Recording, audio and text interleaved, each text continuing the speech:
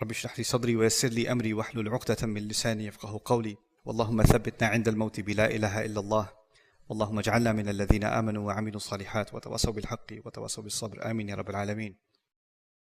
এখন বছরের শেষ সময়, ছুটির সময়, ক্রিসমাসের ছুটি, নতুন বছরের ছুটি ইত্যাদি কারণে তোমাদের অনেকের স্কুল বন্ধ। তাই মসজিদ এখন সাধারণ সময়ের চেয়ে বেশি লোকারণ্য। আর আমাকে একটা অনুরোধ করা হয়েছে, আজকে প্রচুর শিশুরা এখানে উপস্থিত। আপনি কি এমন একটা খুতবা দিতে পারবেন যেন আমরা তাদেরকে নামাজ পড়তে বলতে পারি? কারণ বাচ্চাগুলো এখন বেশিরভাগ সময় বাসায় কাটাচ্ছে আর তারা তাদের পিতামাতার কথা শোনে না, নামাজ পড়তে বললেও পড়ে না। আপনি কি কোনোভাবে তাদেরকে নামাজ পড়ার জন্য অনুপ্রাণিত করতে পারবেন? আমি এই খুতবার নাম দিয়েছি বাচ্চাগুলোর সাথে আমাকে কথা বলতে দিন। আর এখানে উপস্থিত বাচ্চাদের আমি যা করতে বলবো, তোমাদের যাদের নামাজ পড়তে কষ্ট হয়, পড়তে ইচ্ছা করে না, আর তোমাদের আম্মুরা বকাঝকা করে এবং বলে ওঠো নামাজ পড়ো, তোমরা এখন ছুটিতে আছো, এখন তো কোনো অজুহাত নেই, যাও মসজিদে যাও, তোমরা তখন অনিচ্ছা সত্ত্বেও ওঠো আর মনে মনে বলো আম্মা আপনি একটু থামতে পারবেন, খুবই বিরক্তিকর। এমনকি যখন নামাজে দাঁড়াও আল্লাহু আকবার বলে চোখ এদিক ওদিক ঘোরাতে থাকো, তোমরা এটাই করো। এখন পিতামাতাদের উদ্দেশ্যে কিছু কথা বলছি। যদি আপনার বাচ্চাদের জোর করে নামাজ পড়ান, চাপ প্রয়োগ করে নামাজ পড়ান, বকাঝকা করে নামাজ পড়ান, তখন তারা হয়তো কোনো মতে নামাজ পড়ে আর তাদের বয়স 13, 14, 15। তাদের নামাজ পড়া দেখে আপনার হয়তো ভালো লাগে, কিন্তু তারা তো নামাজ উপভোগ করে না। আর এই ধর্ম আসলে বাহ্যিক ধার্মিকতা নিয়ে নয়, এই ধর্মের মূল নির্যাস হলো অন্তরের ধার্মিকতা। তাই দৃষ্টিনন্দন কোনো একটি কাজ আমার চোখের সামনে হচ্ছে বলেই যে আমরা আমাদের বাচ্চাদেরকে দিয়ে ভালো কিছু অর্জন করে ফেলেছি তা কিন্তু নয়। এক দৃষ্টিতে এটা ভালো, কিন্তু এটা তো কৃত্রিম, এটা বাহ্যিক, যেন সুন্দর একটা গাছ কিন্তু ভিতরটা ফাঁকা। আর আল্লাহ এই ধর্মের মূলকে এভাবে বর্ণনা করেছেন, আসলুহা সাবিত ওয়া ফারউহা ফিস সামা, যার মূল সুদৃঢ়ভাবে স্থাপিত আর শাখা প্রশাখা আকাশ পানে বিস্তৃত। যখন কোনো মানুষ নামাজ নিয়ে অলসতা করে, আমি 3-4 বছরের বাচ্চা সম্পর্কে কথা বলছি না, এবং আমি 6 বছরের কাউকে নিয়েও কথা বলছি না। আমি এমন বাচ্চাদের নিয়ে কথা বলছি যারা এখন বুদ্ধিসম্পন্ন, বাবা পুত্র বা কন্যা মিলে একই লেভেলের ভিডিও গেম খেলতে পারে, তারা একই ধরনের টিভি শো দেখতে পারে, তারা এমন একটি লেভেলে পৌঁছে গেছে যে তারা এখন উচ্চ স্তরের বিষয়গুলো হৃদয়ঙ্গম করতে পারে।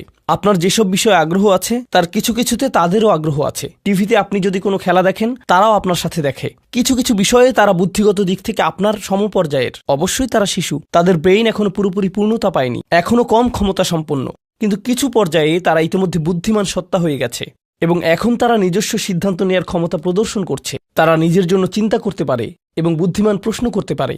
অতএব নবীন কিশোর কিশোরীরা, তোমরা যারা শ্রোতাদের মধ্যে বসে আছো, তোমাদের শিশু হিসেবে সম্বোধন করছি না, আমি তোমাদের কিশোর কিশোরী হিসেবে সম্বোধন করছি। মনে করো তোমাদের বাবা তোমাদের সাথে কথা বলছে বা তোমাদের মা তোমাদের সাথে এই খুতবায় কথা বলছে। আমি ধরে নিচ্ছি যে আমি আমার নিজের সন্তানদের সাথে কথা বলছি এই খুতবায়। আমি মিম্বারে না, আমি বাসায় বসে আমার বাচ্চার সাথে কথা বলছি। তখন আমি কিভাবে তাদেরকে নামাজ পড়তে বলবো?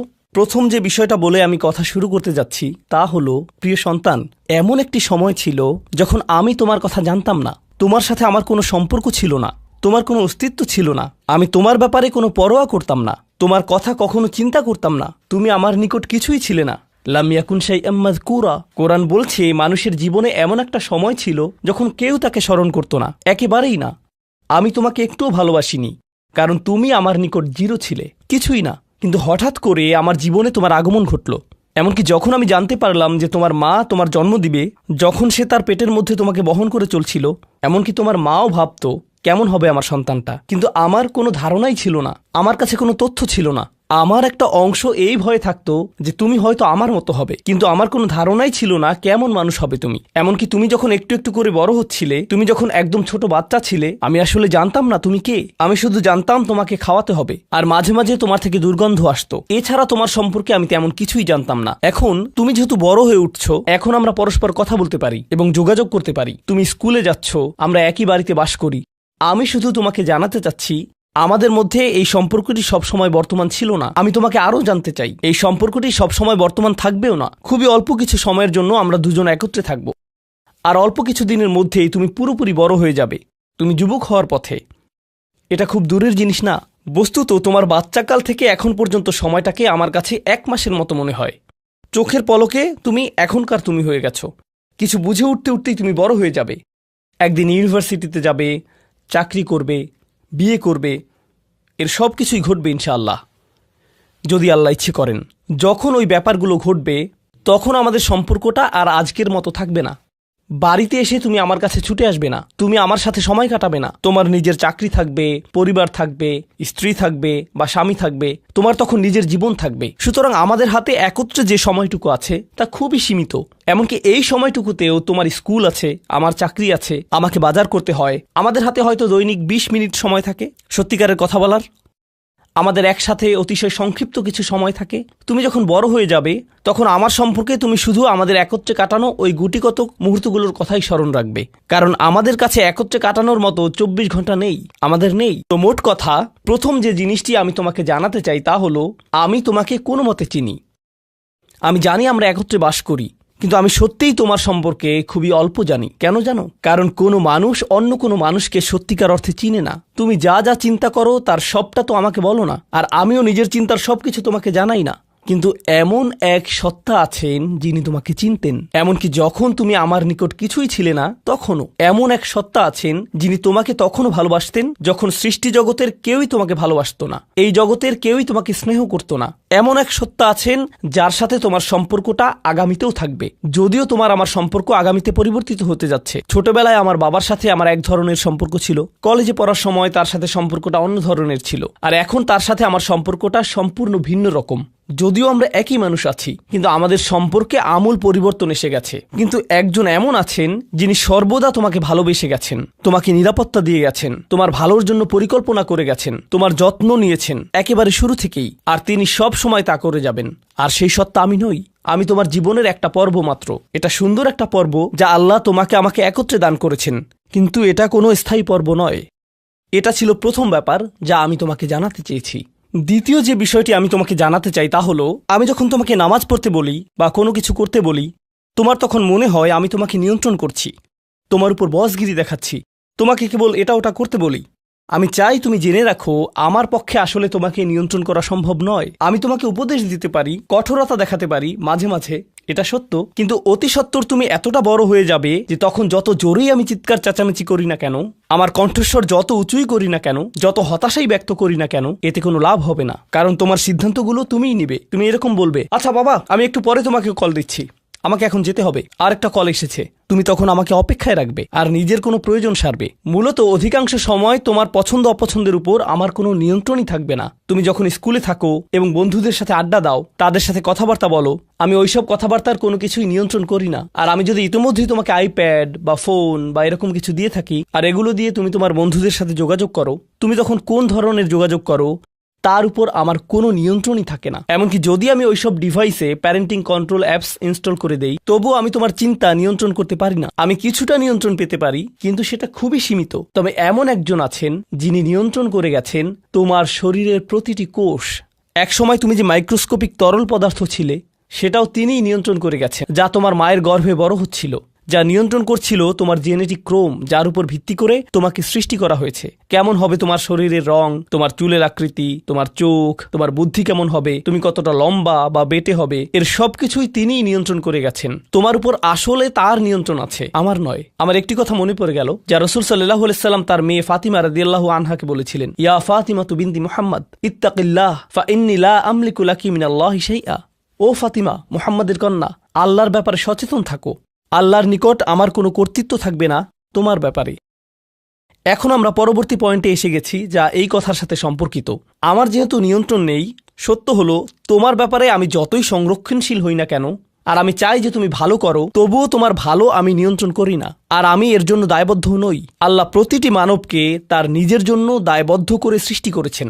দেখো, তুমি যদি ট্রাফিক আইন লঙ্ঘন করো, যদি একদিন ড্রাইভিং লাইসেন্স পাও এবং এরপর রাস্তায় লাল বাতি উপেক্ষা করে চলে যাও, পরে পুলিশ তোমাকে ধরলো, তখন তো তুমি বলতে পারবে না, আপনি একটু আমার বাবার সাথে কথা বলতে পারবেন না। তোমার নিজেকেই এই পরিস্থিতির মোকাবেলা করতে হবে। তোমার ইউনিভার্সিটি প্রফেসর যখন তোমাকে ফেল মার্ক দিবে, তখন তো বলতে পারবে না, একটু থামুন, আমার মাকে একটু কল দেই।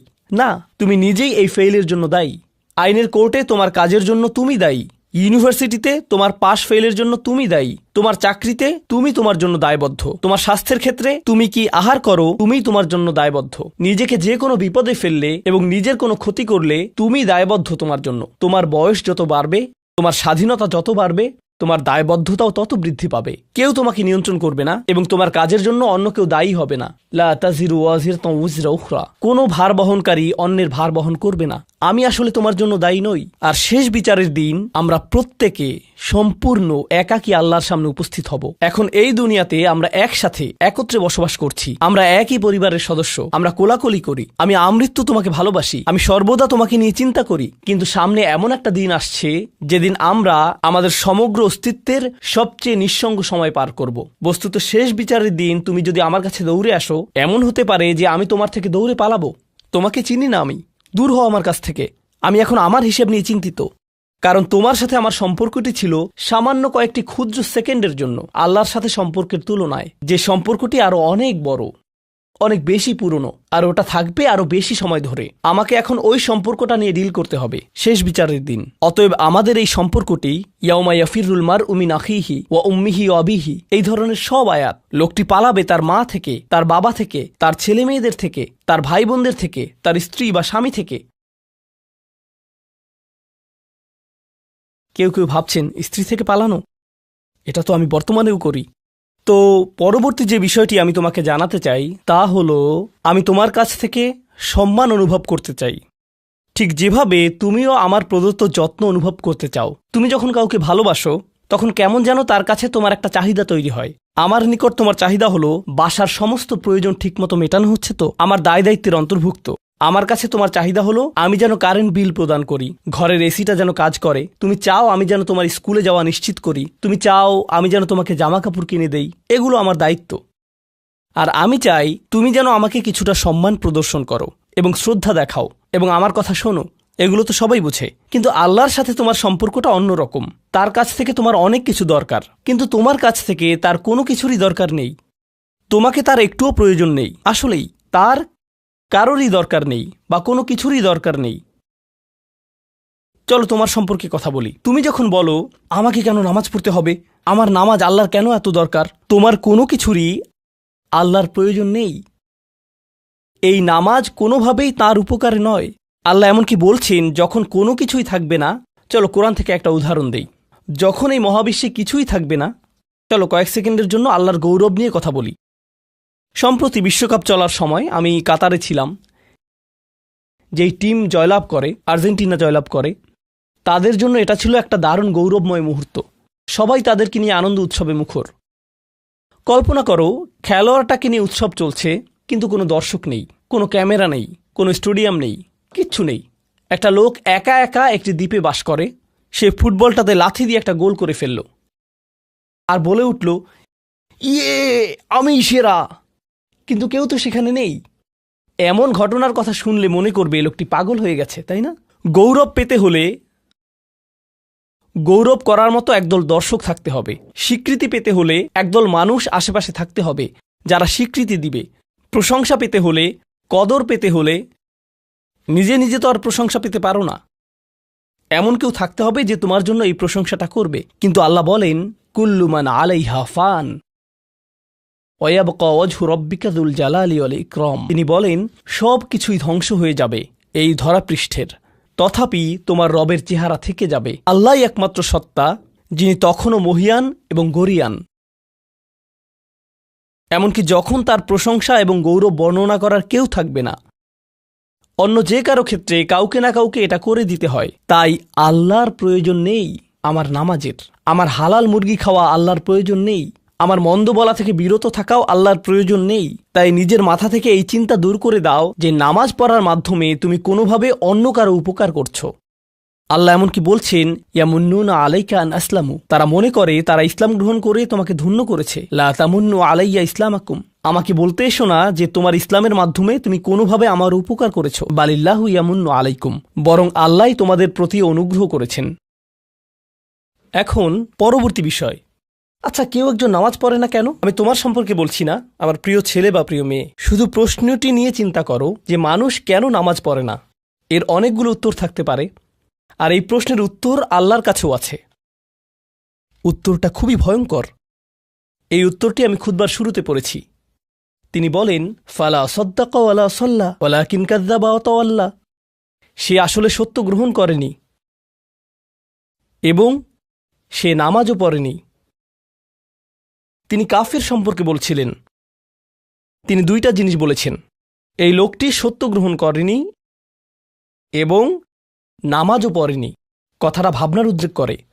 যদি বলা হয় সে সত্য গ্রহণ করেনি, আমার আশা হলো তিনি বলবেন লা সদ্দাকা ওয়ালা আমানা, কিন্তু তিনি বলছেন লা সল্লা। এর মানে হলো আল্লাহর সত্য গ্রহণ করার ব্যাপারে তোমার অন্তরে কিছু একটা মিসিং আছে। না না না, বাচ্চাটা বলে আমি আল্লাহকে বিশ্বাস করি, আমি মুসলিম। হ্যাঁ, তুমি এখানে মুসলিম, তোমার মাথায়, কিন্তু এই সত্য তো শুধু তোমার মাথার জন্য না, এই সত্য তোমার অন্তরের জন্য। তুমি এখনো অনুভব করছো না যে ব্যাপারটা কেমন সিরিয়াস।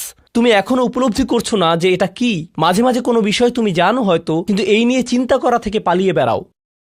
এটা সত্য, তুমি জানো বিষয়টা কিন্তু চিন্তা করতে চাও না।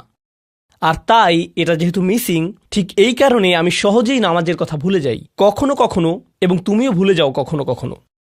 এমনটা ঘটে কারণ আমাদের অন্তর কিছুটা বিভ্রান্ত হয়ে পড়ে।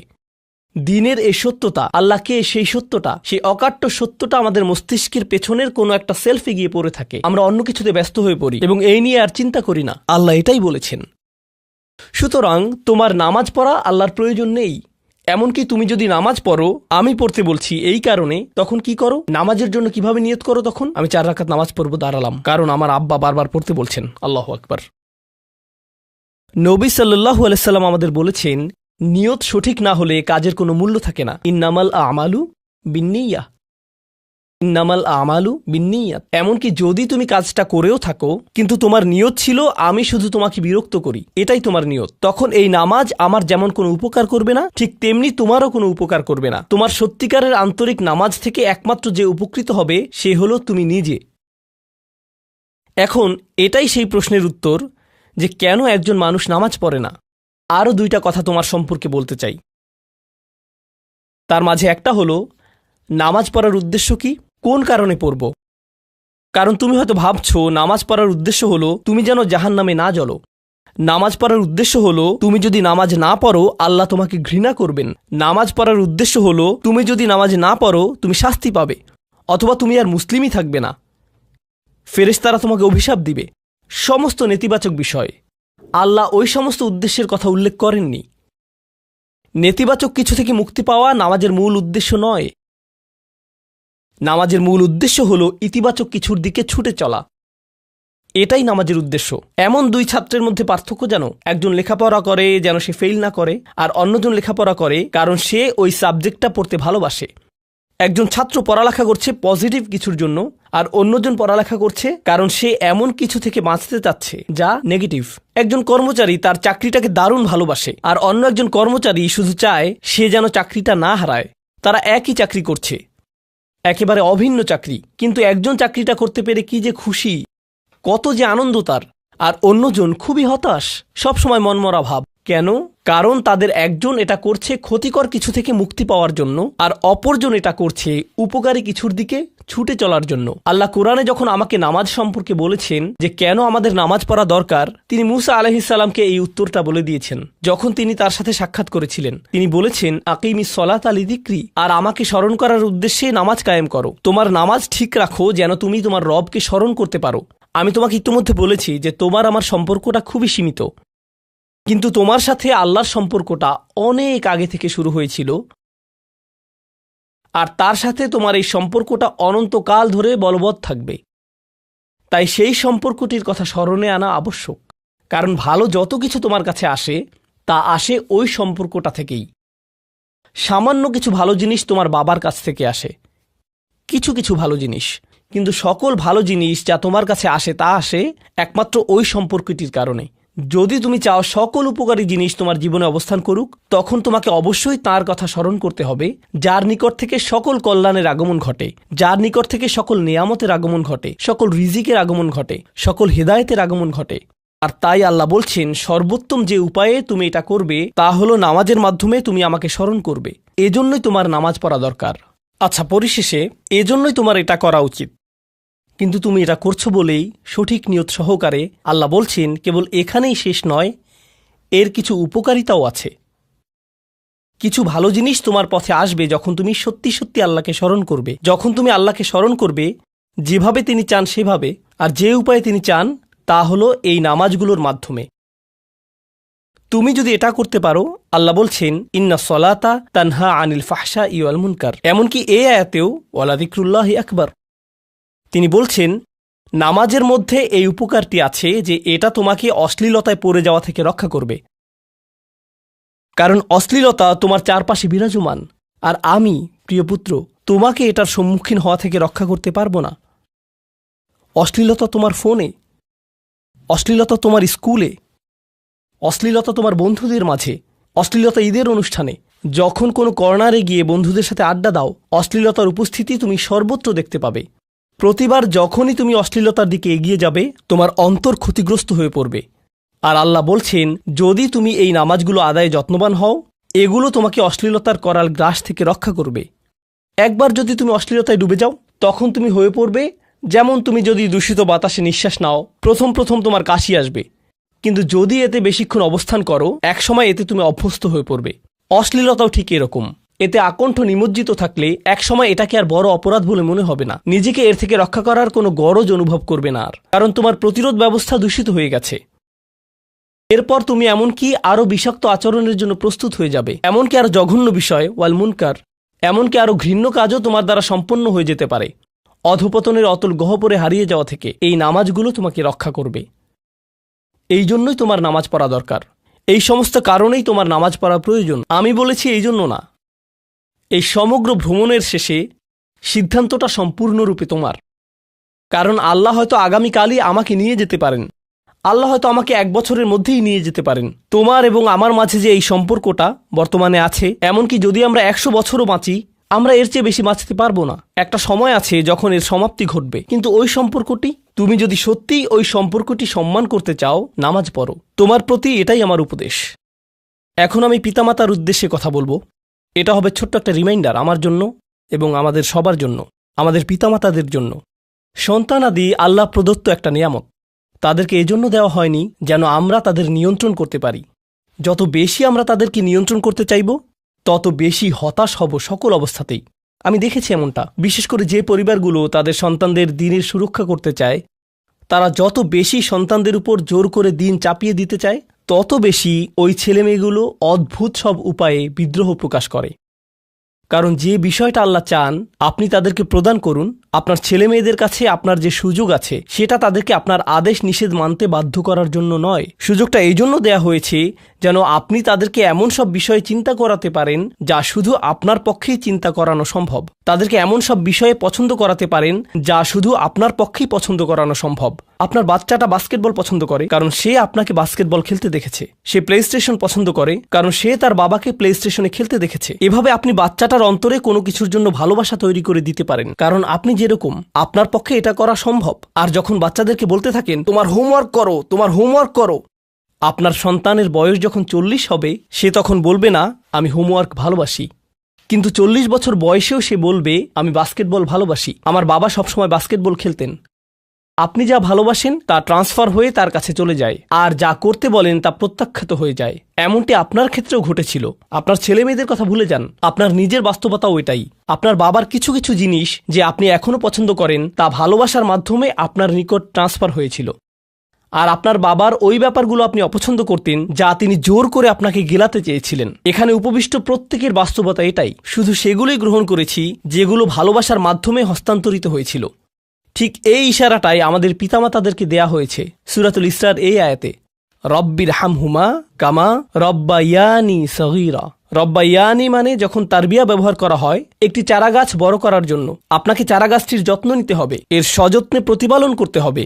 গাছটির প্রতি চিৎকার চেঁচামেচি করলে তো হবে না, তাড়াতাড়ি বড় হও, তাড়াতাড়ি লম্বা হও। আপনার একে সময় প্রদান করতে হবে। অনেক সময় পোকামাকড় এসে এর পাতাগুলো খেয়ে ফেলতে চাইবে, আপনাকে তখন পোকামাকড় সরিয়ে দিতে হবে। কখনো কখনো একটু কঠোর আচরণ করতে হবে, শুধু অতটুকুই যেন পোকামাকড়গুলো দূর হয়ে যায়। এরপর আবারও এতে পানি দিতে হবে। আমাদের বাচ্চাদের সাথে আমাদের উদাহরণটা ঠিক এমনই। ঠিক এ কারণেই আমরা আমাদের মাতা পিতার জন্য এই দোয়াটা করি। আমি দোয়া করছি আল্লাহ যেন আমাদের সন্তানদেরকে হেদায়েত দান করেন, যা শুধু তার পক্ষেই দেয়া সম্ভব। দোয়া করছি আল্লাহ তাদের অন্তরে ইস্তিকামা প্রদান করুন, যেন তারা তাদের জীবনে সঠিক সিদ্ধান্ত নিতে পারে। আরও দোয়া করছি আল্লাহ তাদেরকে ইব্রাহিম আলাইহিসসালামের দোয়ার মতো করুন, যা তিনি আমাদের সবার জন্য করেছিলেন। রব্বি জাআলনি মুকিমাস সলাতি ওয়া মিন যুররিয়াতি, হে আমার রব, আমাকে সালাত কায়েমকারী বানান এবং আমার বংশধরদের মধ্য থেকেও। আল্লাহ তাআলা এখানে উপস্থিত পিতামাতাদেরকে, আমাকে সহ সবাইকে এমন দৃষ্টান্তে পরিণত করুন যে আল্লাহকে ভালোবাসে এবং যে নামাজকে ভালোবাসে, যেন আমাদের ছেলেমেয়েরা নামাজের প্রেমে পড়ে যায় আমরা যেভাবে নামাজকে ভালোবাসি তা দেখে। বারাকাল্লাহু লি ওয়া লাকুম ফিল কুরআনিল হাকিম ওয়া নাফা'নি ওয়া ইয়্যাকুম বিল আয়াতি ওয়াজ যিকরিল হাকিম।